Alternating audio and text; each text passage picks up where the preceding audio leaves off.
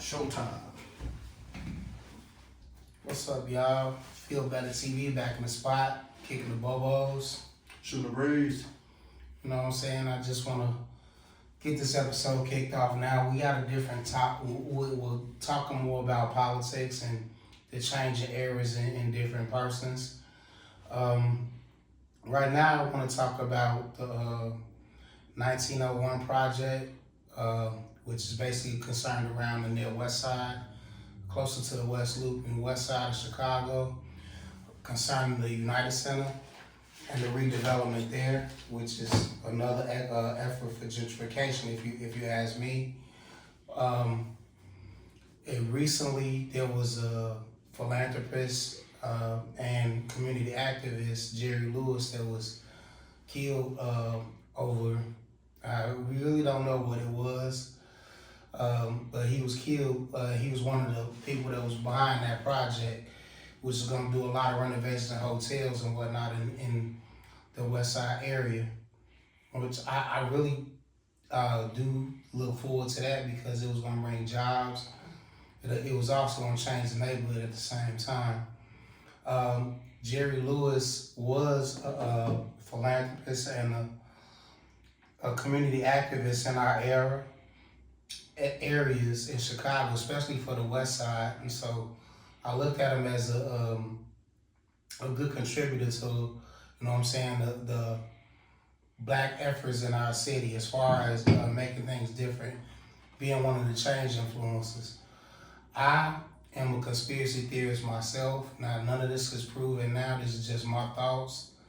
I think that this was a concerted effort to try to change the dynamic of who was in control of those areas and who was putting money behind those.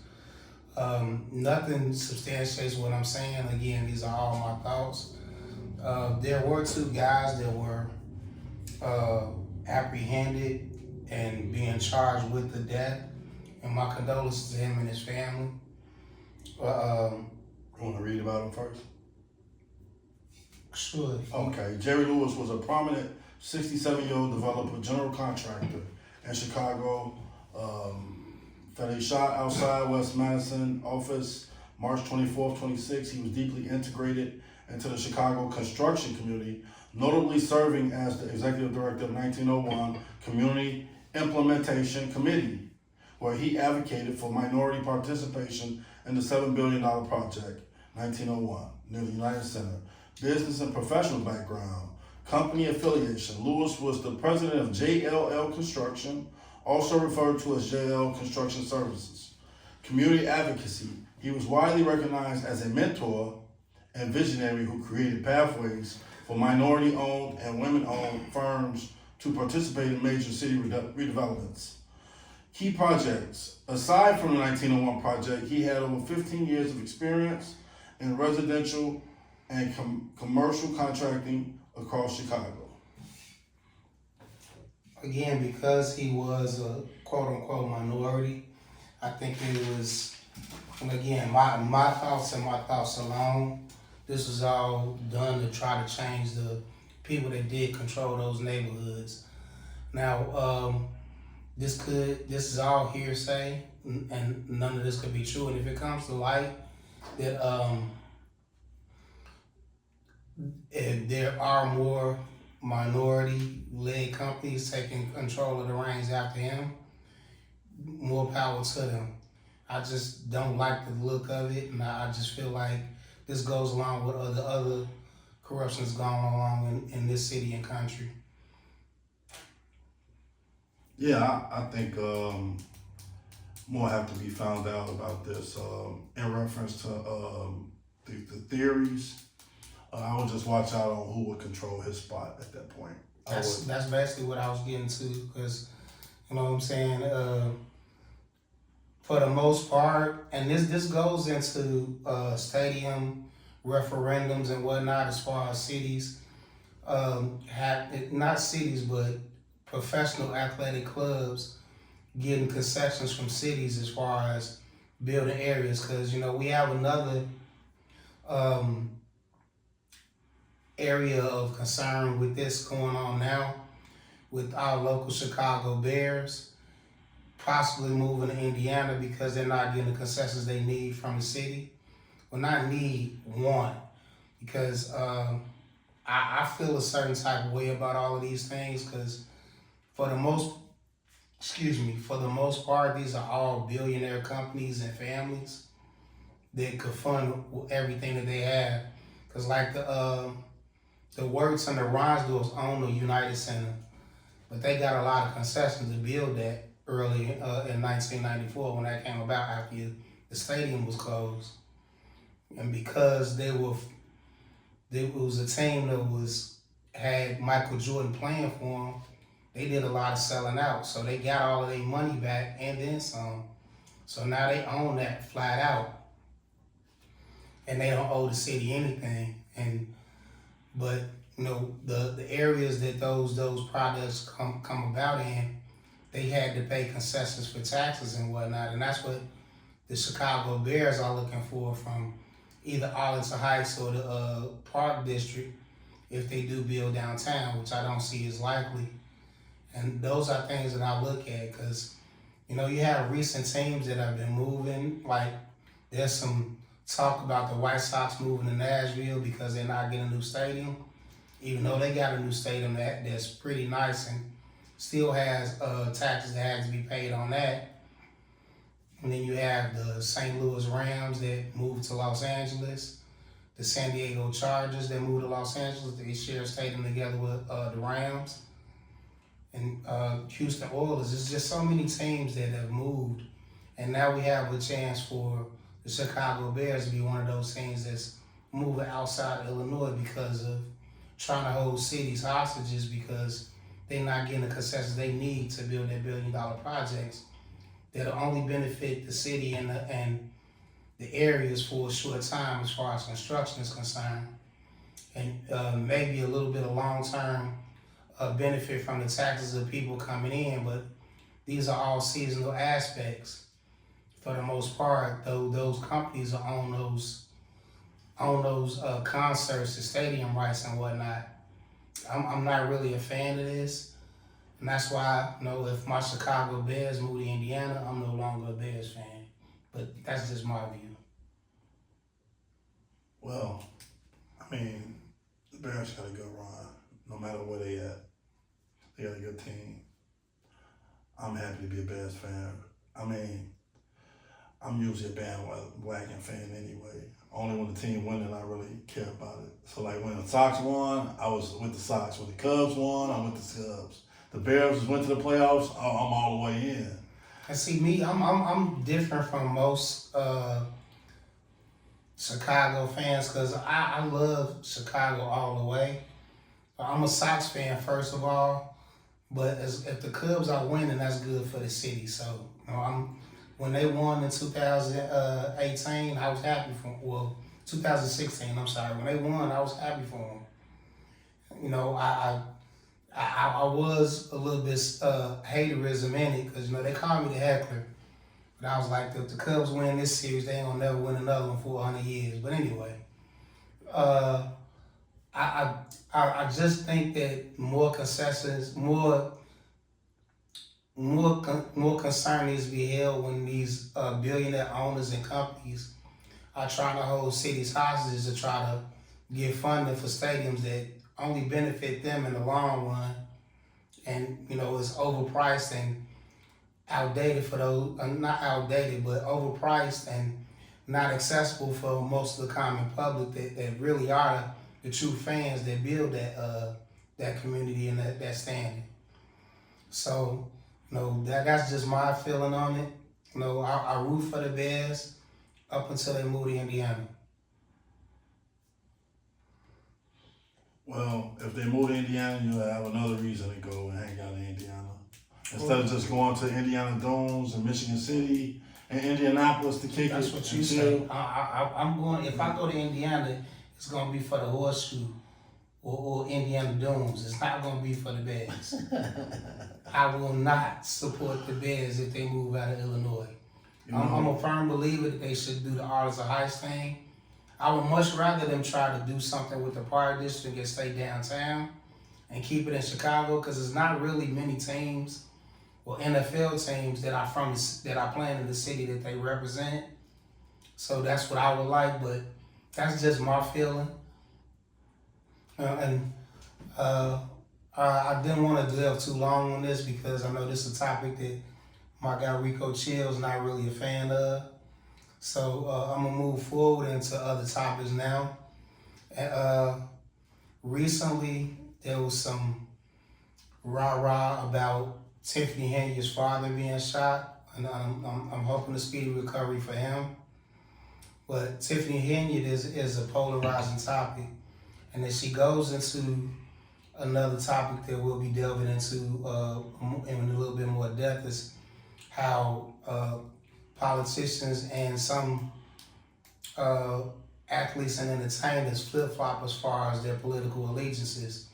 Because Tiffany Henry was a Democratic candidate for Dalton and Thornton supervisor, but after she went through all her controversy with using up those two cities' funds and money for trips, and now being under investigation, now she want to run for Fulton County Commissioner, which I think is also kind of ironic because Fulton County is one of the districts that the current administration is looking at as far as voting and how voting goes, which is another issue in itself because I 2006, which is another issue in itself. 2016, when Trump lost the election, he blamed voting on that, and now they want to try to change voting laws and restricting all these other enforcements. And with her being a commissioner in that area and switching from Democratic to Republican, she's gonna be siding with the current administration. And I think that's a huge mistake on a lot of people's parts. But that goes into another topic too, because I wanted to read the story if it's okay with your ABC. Oh yeah, go ahead. I forget. I'm a little long-winded. Yeah, I just want to get people up to date on what the ABC story read. Former Dalton Mayor Tiffany Henry says her father was seriously injured in a Chicago shooting. The shooting happened around 5:54 p.m. Wednesday in the 1300 block of South Kedzie in North Lawndale, Chicago police said. A 65-year-old man was in the alley when he was shot in the neck. CPD said he was taken to a hospital in serious condition. Henry confirmed to ABC 7 Thursday that her father was the victim in the shooting. The former Dalton mayor also issued a statement, writing in part, "Yes, it is true.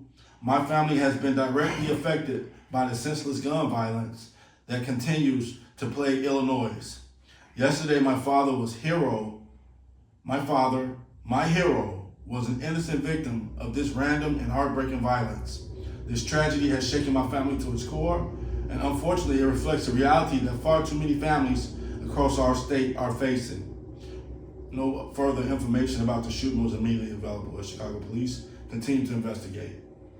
Right, and I think she's been a little bombastic speaking about the gun violence, and I'm not saying that it's not an issue.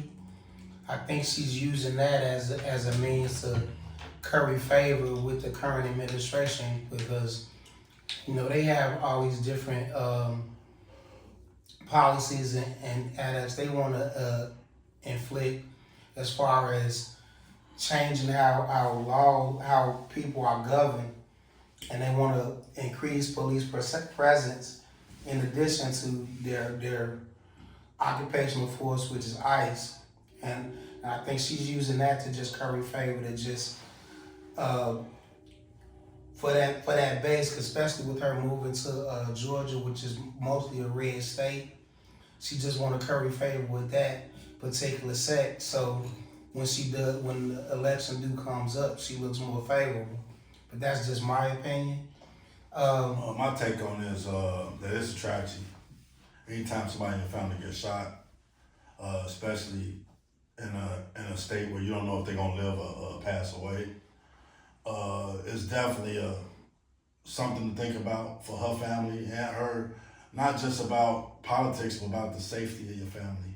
Knowing where your family is at the time of things going on, knowing where your kids at, your father at, your sister at, know what areas they in.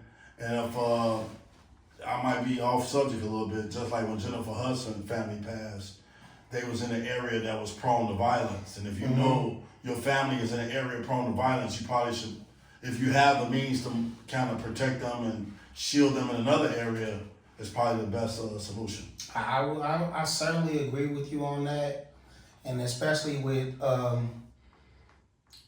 her father carrying that name and that particular area, because North Lawndale is not one of the safest areas in Chicago. So 1300 North would be right off Division and Kedzie. Right. 1300 North? No, I think it was South. That's Roosevelt. You said North Lawndale. Yeah, so that'd be about close to Roosevelt and Kedzie. That's right. By McDonald's stuff.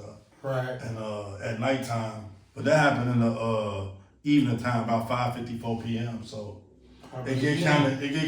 But again, that's not one of the safest areas. No, especially around sundown time. That's when everybody getting really juiced up. We stay in the city, so we know like today is one of the more warmer days.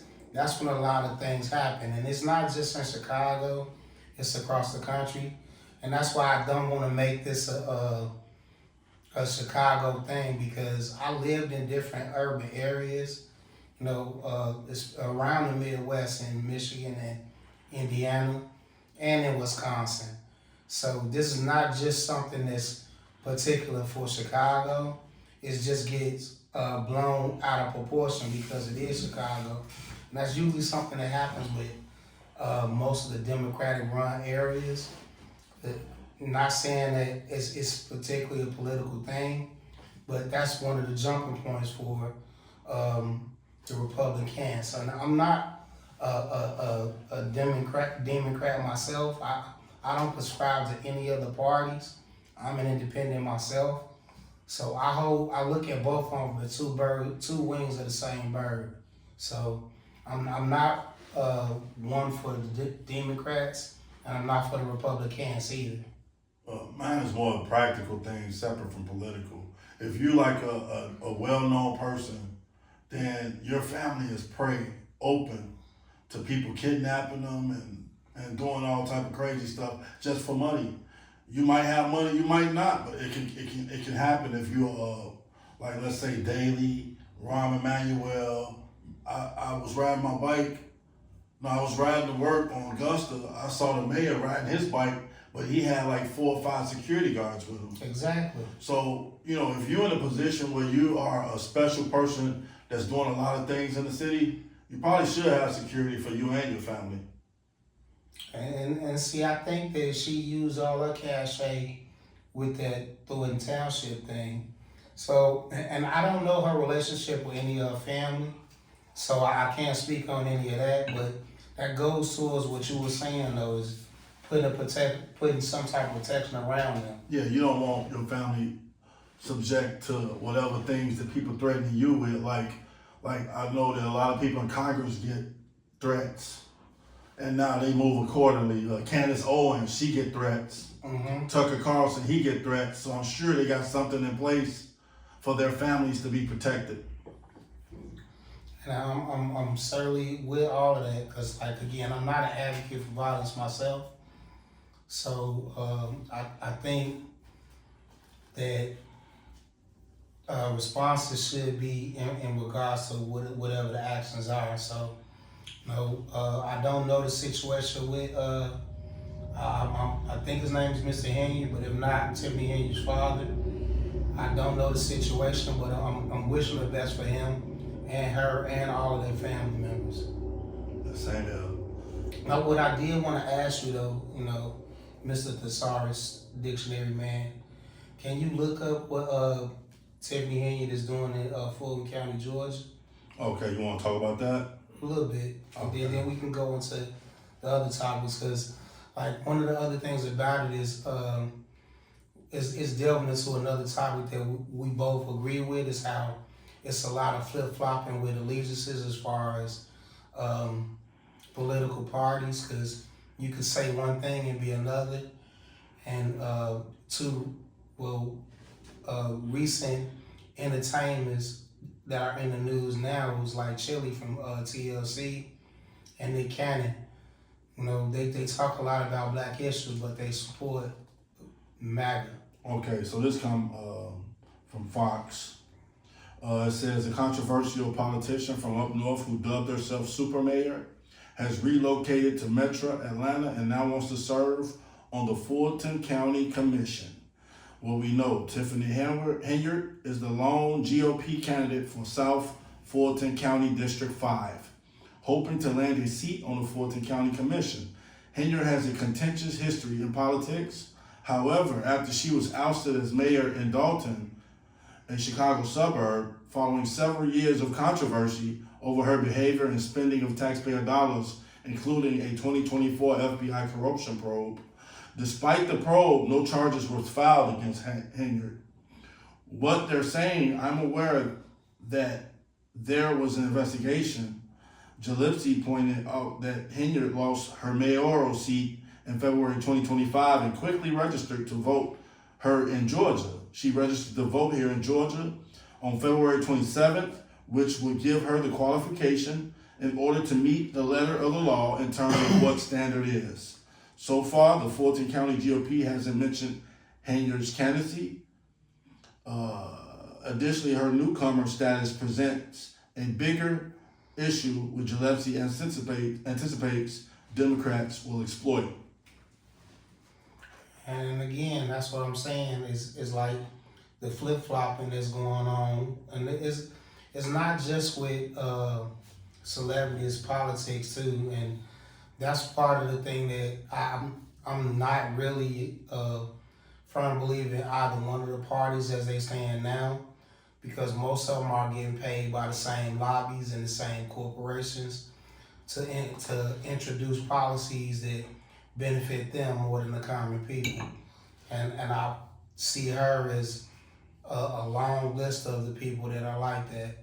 So there was a lot of controversy around her. A lot of controversy. There was like fights breaking out, I think. And that's the thing about it, like she is campaigning on the fact that she hasn't been charged, but everybody in her circle has been. When I ain't gonna say everybody. Well, they said a judge recently ruled that Henyard has to pay $10,000 in unpaid rent in Illinois.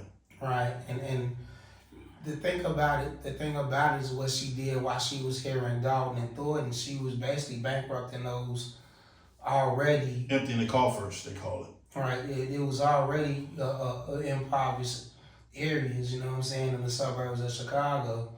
And those were mostly, you know, Democratic and black areas. So I didn't like what she did, and you know, and hopefully there's some recompense from that, but it's only time will tell as far as how it's adjudicated in our systems. If we look at the history of politics in Chicago and New York and all the big cities, it's pretty much a black hole. This money just keep going in and in and in, and it's never coming back. But you see where this money is coming from, though, and that's part of my problem with how politics exists today. Because, like, I'm talking about it now, but we need to hold these politicians more accountable for their actions. You know, especially when we vote them in. You know, we can't let people like Tiffany Henyard and, you know, any other politicians. I don't want to speak on anybody now, but you know, I look at our current mayor as another example of that. But like holding them accountable for their actions. And, you know, I do like one thing about our mayor though. What's that? He come from the city. Yeah. He used to teach at my kids' school. He was a principal at my kids' school. That's what's up. And he taught at West. I actually met him a couple summers ago.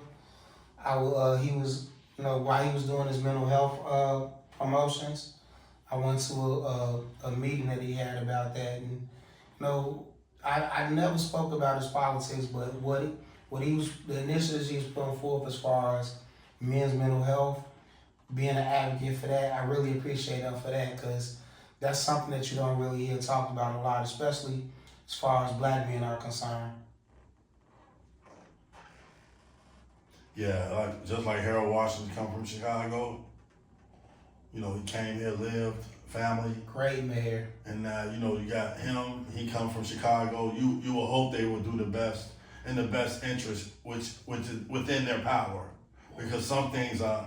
We know that some things are out of their power to do when it comes to corporations. Hey, starting on this, like I told you, I'm a conspiracy theorist, so I think Mayor Washington was a victim of that too. You know. I went to school. His niece was like my teacher, and she didn't believe that, and she told me not to say that. She really vigorously said that didn't happen. It was natural causes. Yeah, it sounds nice, but no, I think he had too much going on. Now it could have been natural causes, but you know the way technology is now, you know you never really know. You have to look at who became mayor after him. Right, and what was it Jane Lynch? She was the next mayor. It was the lady that Jane took over Lynch. because Lynch. No, it wasn't Lynch. Wasn't the last name. Mayor Jane Byrne. I was close. The reason why I'm saying Lynch, my bad.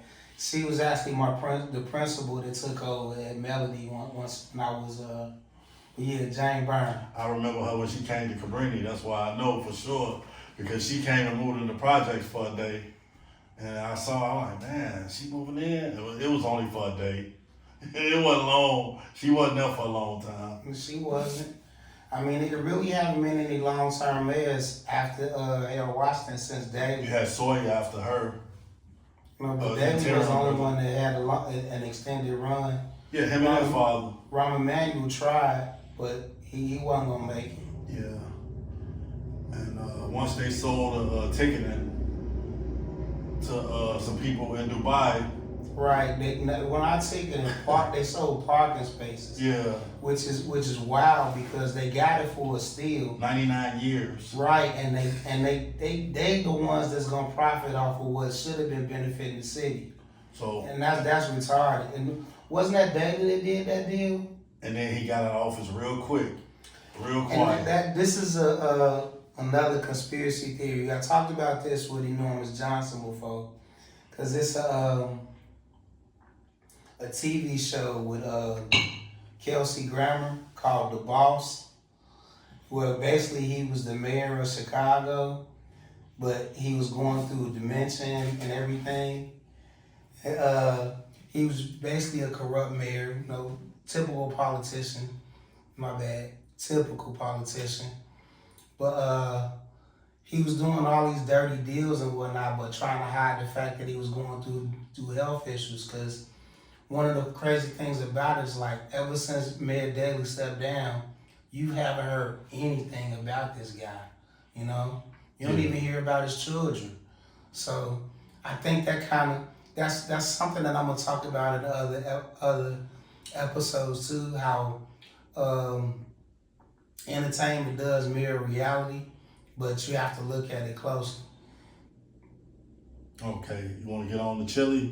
Yeah, we can. Rosanda Chilll Thomas of TLC is denying claims that she is a part of the MAGA movement after public records appeared to show she donated to Donald Trump's campaign in 2024. I want to be clear, I am not MAGA and do not support any of the many policies that are causing great harm to the American people.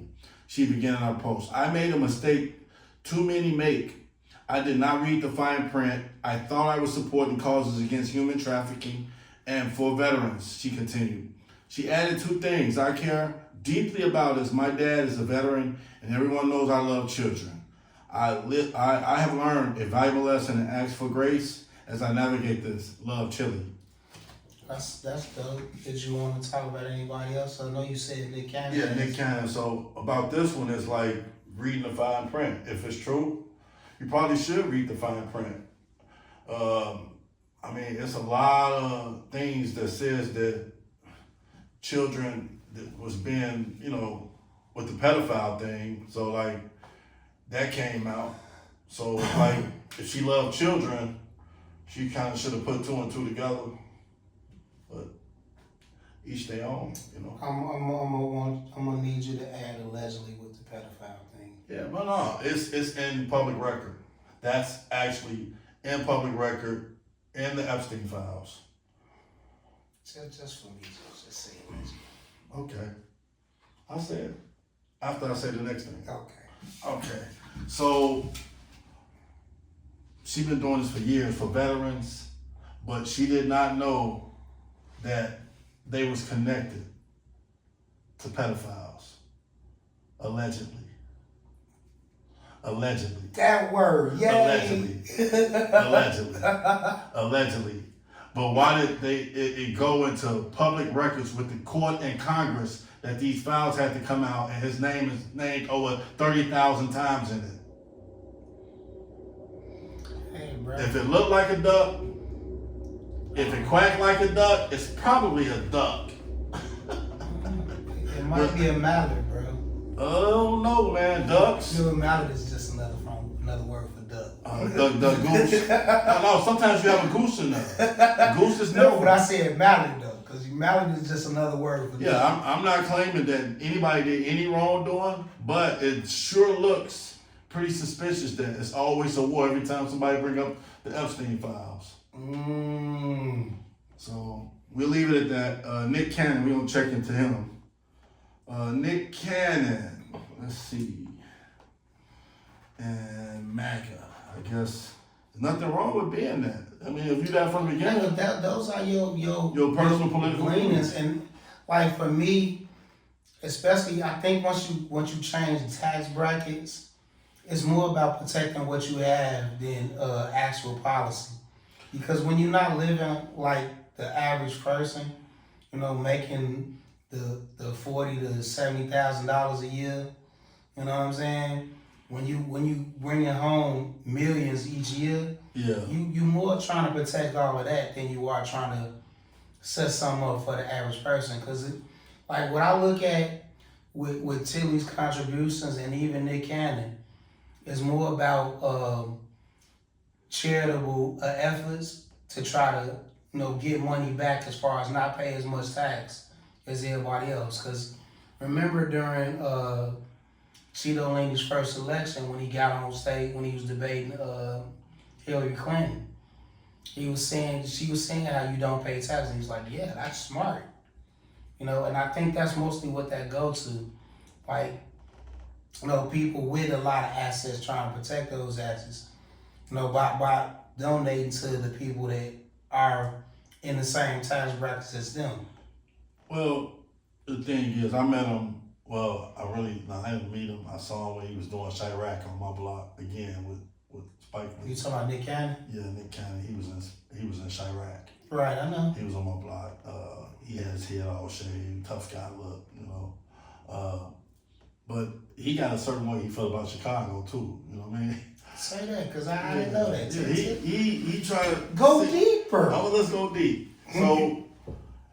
In reality, he did a movie called Chirac, and he made it like he represents Chicago, but he ain't nowhere near Chicago.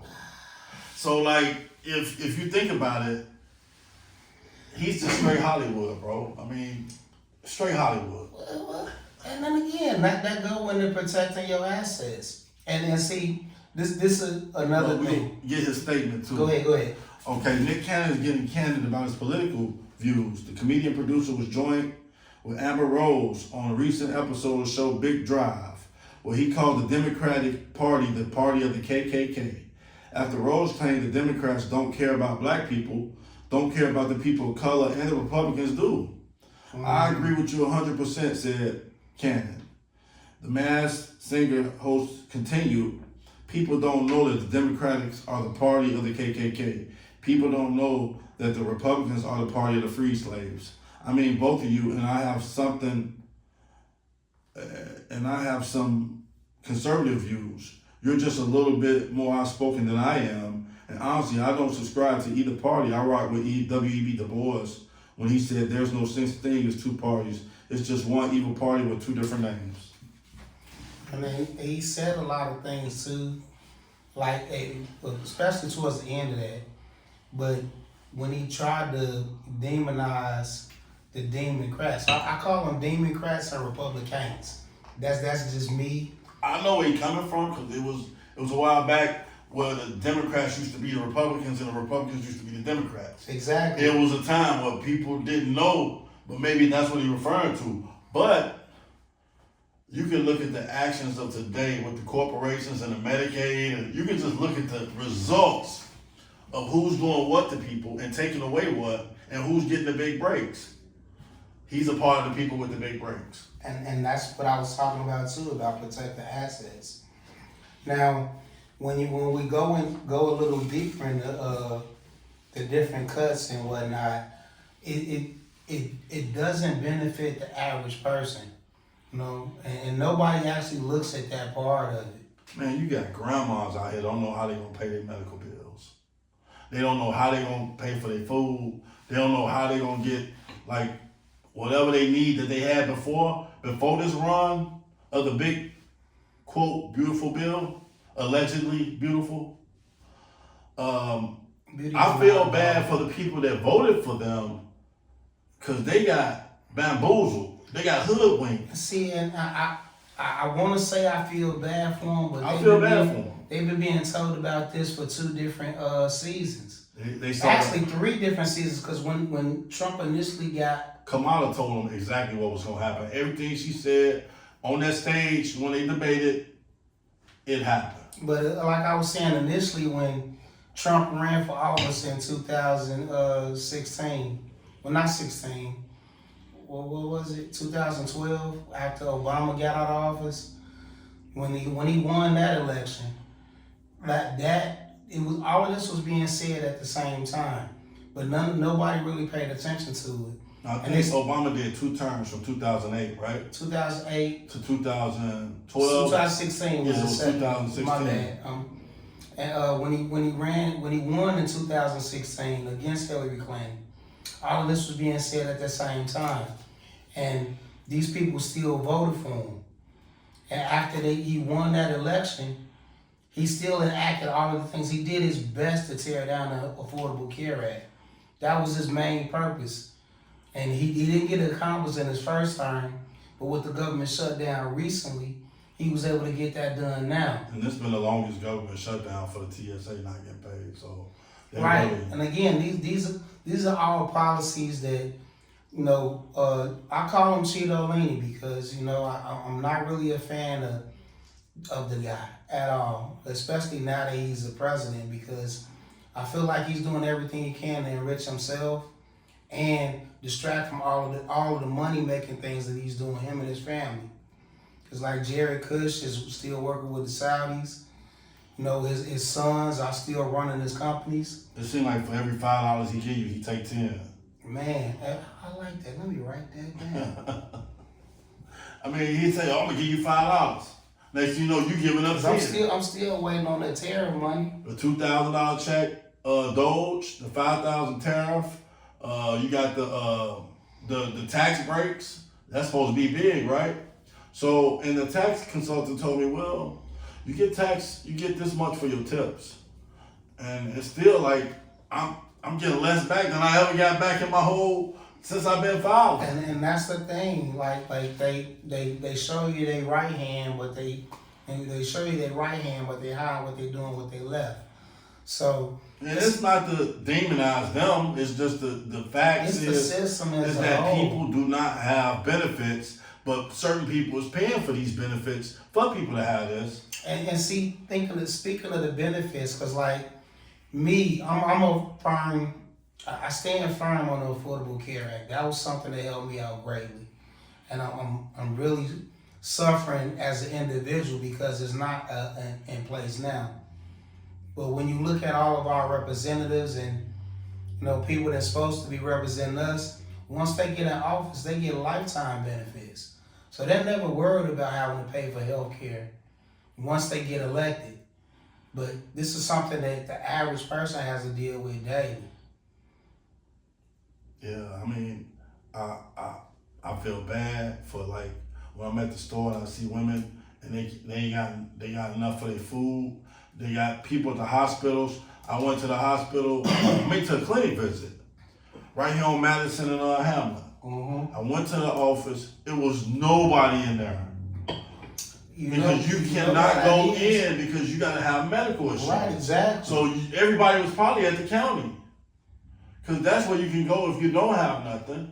At one time, if you didn't have insurance, people from all over the states would go just to the county. And I think about this too, like with red states that don't abide by any of the Affordable Care Act stipulations. Because I have a cousin that suffers from a condition similar to mine. Like he stays in Georgia. Georgia don't have none of that Affordable Care Act stuff going on. So it's really tough on him. So when people co-sign, like certain people that we named already, that they go left and co-sign, it's against the will of the people that really need it the most. But see, they not in need, so it doesn't affect them. That's the way I feel about it. And again, it's about protecting what they have now more than the common person. And I'm seeing more homeless people on the lakefront, in Wacker Drive. I see them under the viaducts. Man, I see them right here in Garfield Park. They everywhere. And it's Humboldt Park is full of them. In my whole life in Chicago, I never saw this much. You? Ever. Everywhere you go, there's so many people that just don't have a place to stay. Something got to be done about this, man.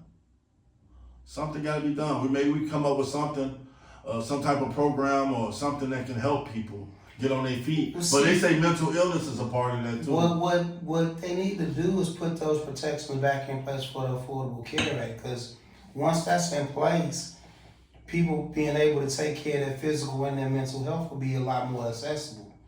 Because right now, you can't pay for any of that. You coming out of pocket for all of that stuff. And I looked at it like how it was with me growing up before the Affordable Care Act came about. You know, all my medical expenses were my responsibility. You know what I'm saying? I worked most of my life, so I did get benefits. But considering what I have going on, they only paid a portion of what my medical bills were each month. And luckily enough, I stayed in places where, you know, they would see me regardless whether or not I was paying. But the older you get, you realize you steady generating bills just to be healthy. And that's another thing that affects your mental health. Because, you know, you feel like you never get enough from under debt. Yeah, so basically the people that are in place that do have a voice, they're not voicing for the people that really need it the most. So we're gonna go to this next person since we talk about people that kind of go left and right along the years. And I don't know if he ever went left. I think he always been the same. We're gonna talk about this guy, Curtis James Jackson III. I didn't know his new name was James. July 6, 1975, that's his birthday. Known professionally as 50 Cent, as an American rapper, actor, television producer, record executive, businessman, born in Queens and borough of New York City. Jackson began pursuing a musical career in 1996. 99 to 2000, he recorded his debut album, Power the Dollar, for Columbia Records. During his shooting in May 2000, he was struck by 9 bullets, causing its release to be canceled and Jackson to be dropped from the label. His 2002 mixtape, Guess Who's Back, was discovered by Detroit rapper Eminem, who signed Jackson to become to his label Shady Records and imprint of Interscope Records that year. Jackson's debut studio album, Get Rich or Die Trying, 2003, was released to critical acclaim and commercial success. Hey, I've never really been a big 50 fan. I do like some of his early music. Bangers. I would say so. Like his early music, I was really messing with him then. But the more popular he got, the less his music resonated with me. What I do like is what he's done in the entertainment industry, trying to build his own, trying to be another Tyler Perry type cat, you know, building studios and whatnot. The only thing about it is I think the guy is really petty.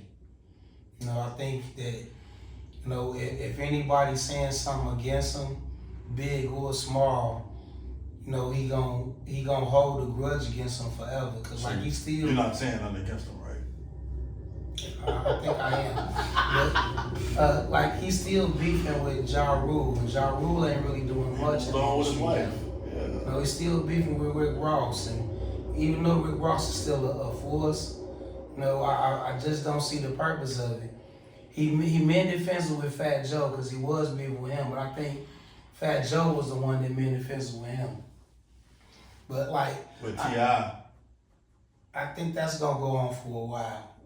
I think that's gonna. I think Kane broke it off hard. I think he broke his heart with that one. If 50 got a heart, you know what I mean? You know what I mean? And he said, "Dig your dead mama up King, from the grave." The little Muppet baby looking dude.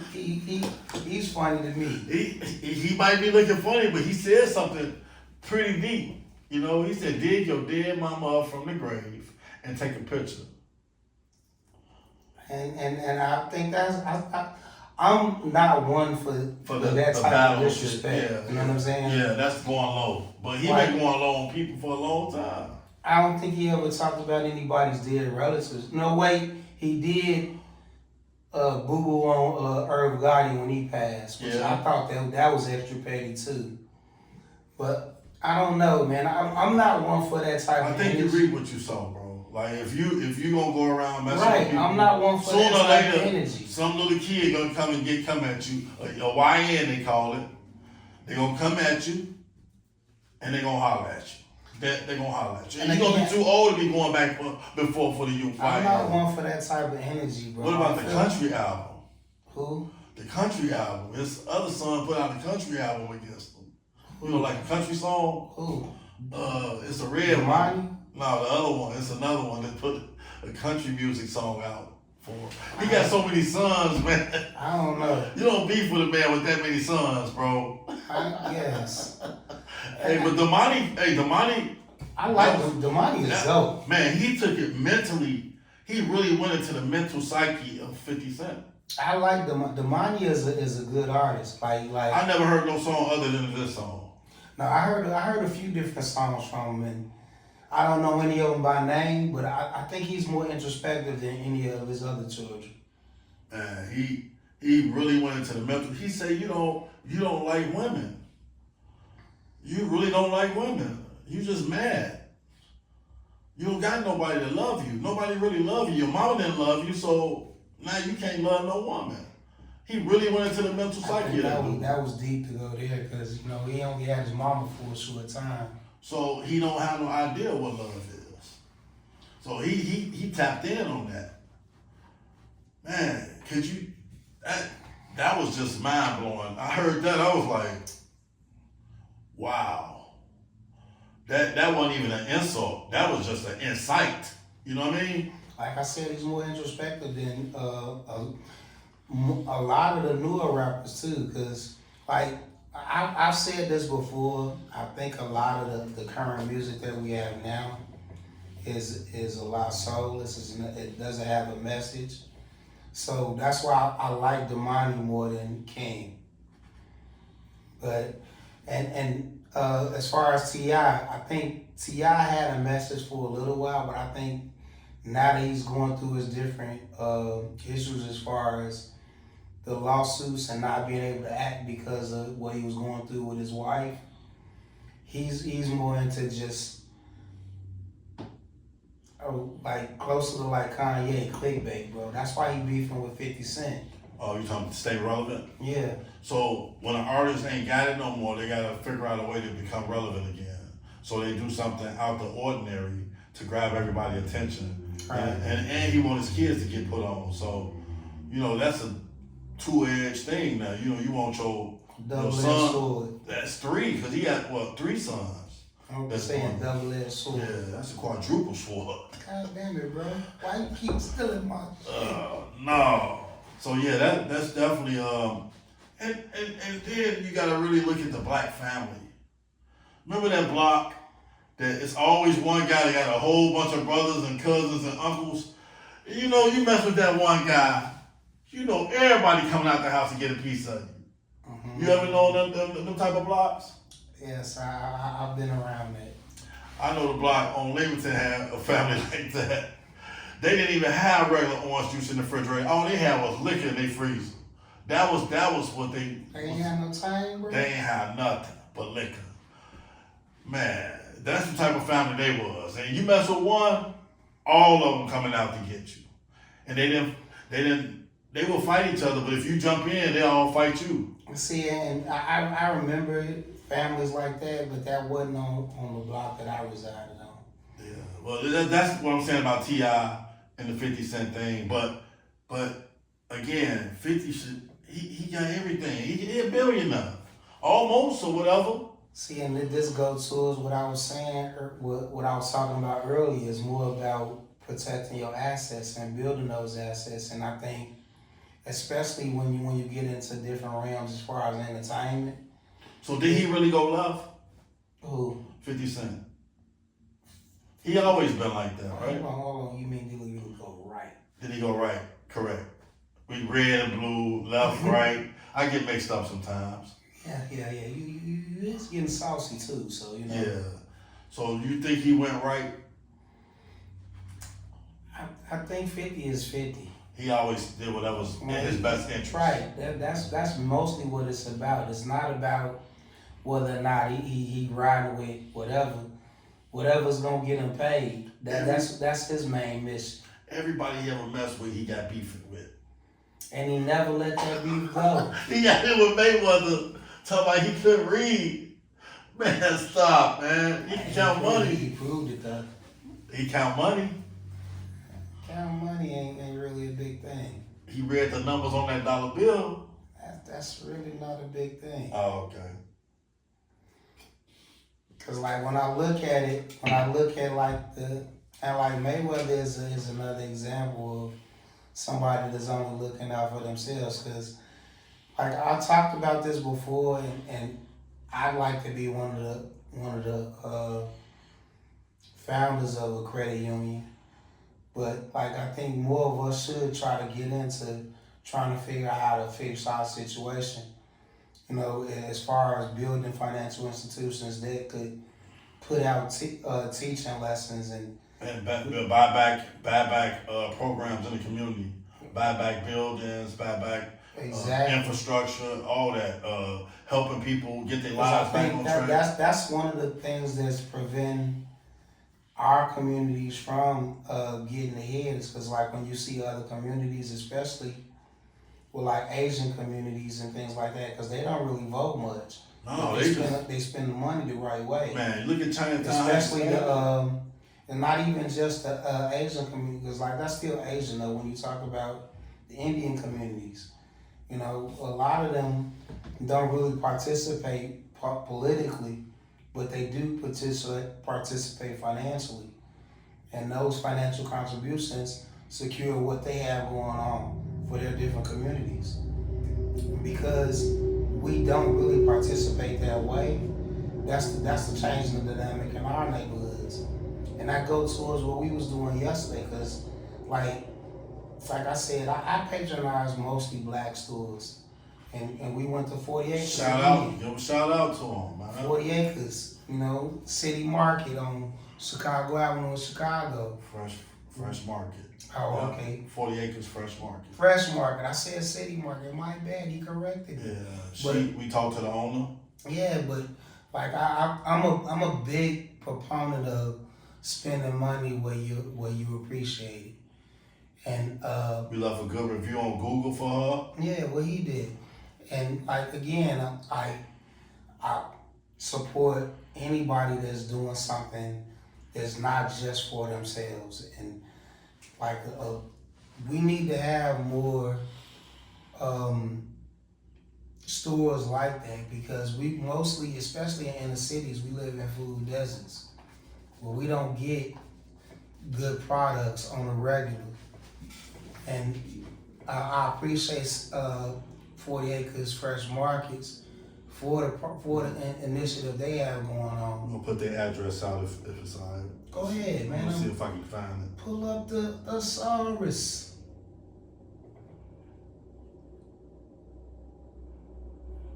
Okay, that address is 5713 West Chicago Avenue, Chicago, Illinois. They open today from 8 to 8. Actually, every day Monday through Sunday, every day, 8 to 8. Every day. And that's how a market need to be open. So, and they have good, reasonable prices, and they're not tapping you over the head. Like, I'd rather go there than to go to, Save A Lot or Aldi's, even Jewel's and Maji. They had the same price of potatoes at Aldi, same price or even better at Aldi's for potatoes. Same price for onions, the same as Aldi's. What I want to what I'm hoping that comes about because we have initiatives like this is we get some of our black farmers to from the farms to the table. You know what I'm saying? Helping stores like this produce products and helping us become a more I don't know the word that I'm looking for, but I think that we should be spending money with each other more. Definitely, man. We running down to the time that we need to be wrapping up. So you got a closing thought? My closing thought is look at where your money is being spent. Look at who your politicians are, and as far as the flip flopping, especially when you're looking at our entertainers and athletes, they're more interested in their means and protecting their assets than trying to promote anything for the average person. Okay, that's it. That's it. Okay, I always go back to this. Make sure you know what your priorities are, your obligations are, your goals and your dreams, and share that with your family and be accountable for those things and help your community. Do the best you can, and we keep shooting the breeze and we keep kicking. Kicking the bobos, baby. Oh yeah, All tough right. stuff, baby. All day.